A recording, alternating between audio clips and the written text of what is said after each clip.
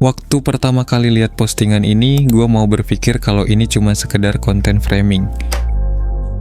Lagi pula, nggak mungkin dong seorang siswa yang sudah melalui pendidikan dasar selama 9 tahun, tapi kesusahan buat nyebutin negara di Eropa. Nggak mungkin kan? Kalau lu nggak bolos di jam pelajaran IPS, entah itu di SMP atau SD, harusnya lu pernah lihat peta dunia atau globe. Dan lu harusnya tahu kalau di benua Eropa, nggak ada yang namanya negara Garut di situ. Sebut negara-negara yang ada di Eropa, mulai dari kamu. 1. Garut.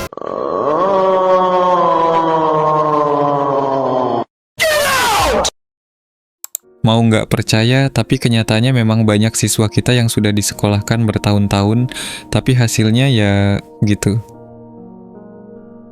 Tapi kenapa kualitas pelajar kita sampai seburuk ini? Bahkan untuk menjawab pertanyaan mengenai pengetahuan dasar saja sampai kesusahan. Apakah ini kesalahan guru dalam mengajar karena tidak sesuai dengan kebutuhan murid? Atau emang siswanya aja yang lalai?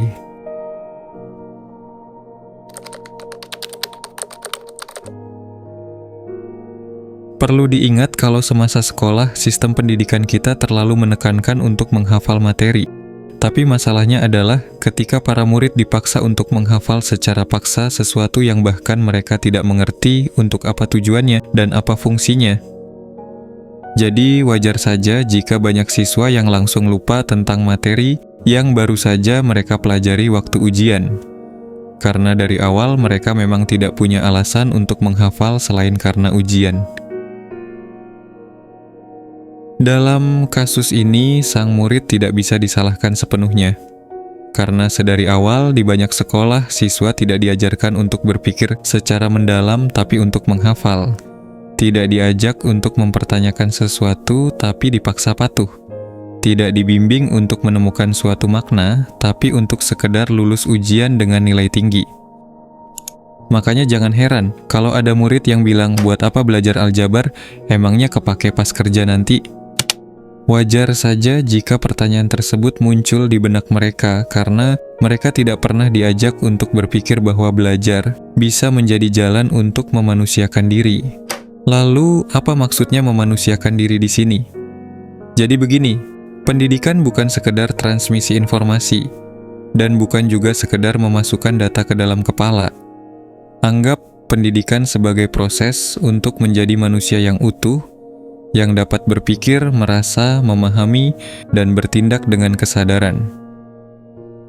Namun sayangnya sistem pendidikan kita yang berjalan hari ini sepertinya tidak memberi ruang untuk mewujudkan hal tersebut. Sejak bangku sekolah dasar saja, para murid lebih sering dinilai dari seberapa cepat mereka menjawab soal, bukan dari seberapa dalam mereka memahami maknanya. Mereka sekedar dipaksa untuk menaati peraturan sekolah dengan dalih disiplin tanpa diberitahu alasan dibalik mengapa mereka harus disiplin. Ini yang kemudian membuat mereka menaati aturan tersebut dengan tujuan agar mereka terhindar dari hukuman, yang pada akhirnya kepatuhan mereka didasari karena rasa takut. Rasa takut itu pula yang kemudian menjadi satu-satunya alasan yang mereka punya untuk belajar. Mereka belajar untuk mendapat nilai tinggi, mereka belajar untuk sekedar persiapan ujian, hingga pada akhirnya mereka belajar agar mendapatkan pekerjaan.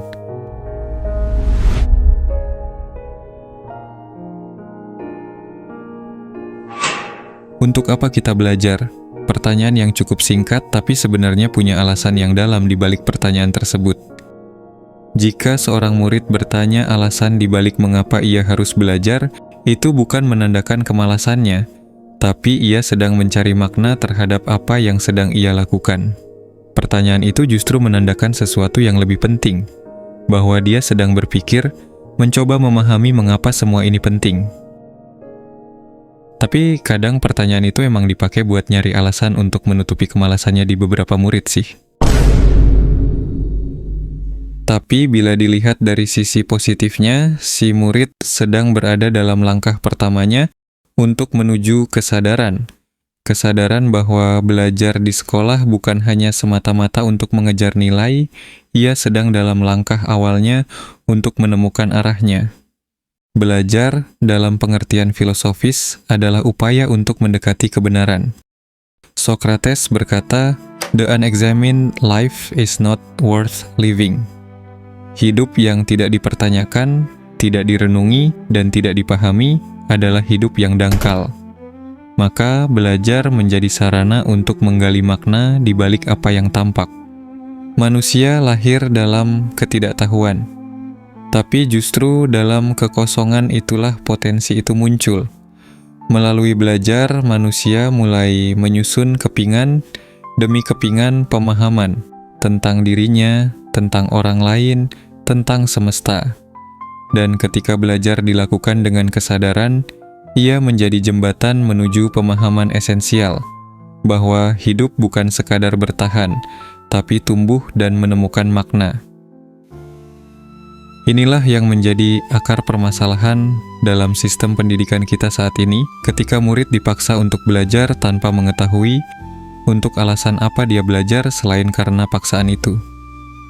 Dan begitu permasalahan dalam sistem ini terselesaikan, itu bisa menurunkan probabilitas adanya murid anomali yang dengan bangga memamerkan kemalasannya di media sosial, yang kemudian membuat kita selangkah lebih dekat menuju Indonesia emas yang selama ini bangsa kita dambakan.